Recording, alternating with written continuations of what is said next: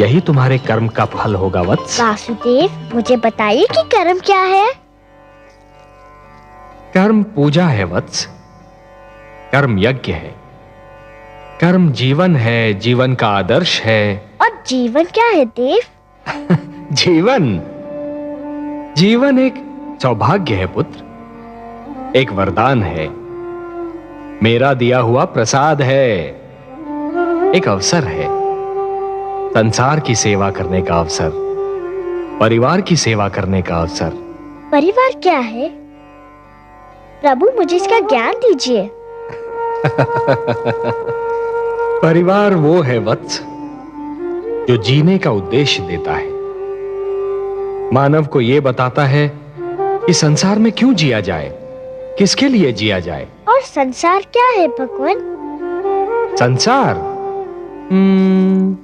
संसार एक बड़ा परिवार है पुत्र, परिवार का विशाल रूप है, मेरी श्रेष्ठ रचना है।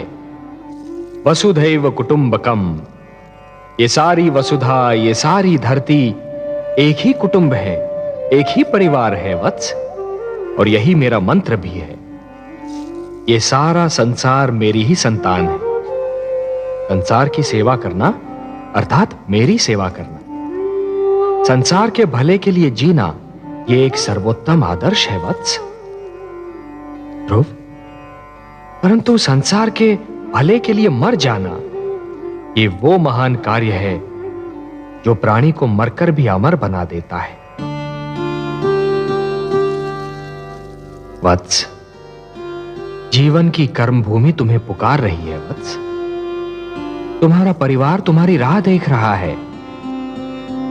जब तुम अपने परिवार का कल्याण करोगे, तभी समाज का कल्याण होगा, और जब समाज का कल्याण होगा, तभी सारे संसार का कल्याण होगा वत्स।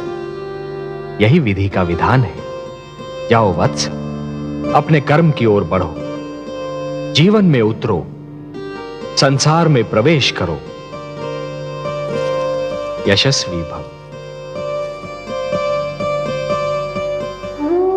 यशस्वी भव। प्रणाम वासुदेव, आपने मुझे धर्म, कर्म, जीवन, मृत्यु सबके अर्थ बता दिए। आपको कोटि कोटि प्रणाम। आयुष्मान भव पुत्र, आयुष्मान भव।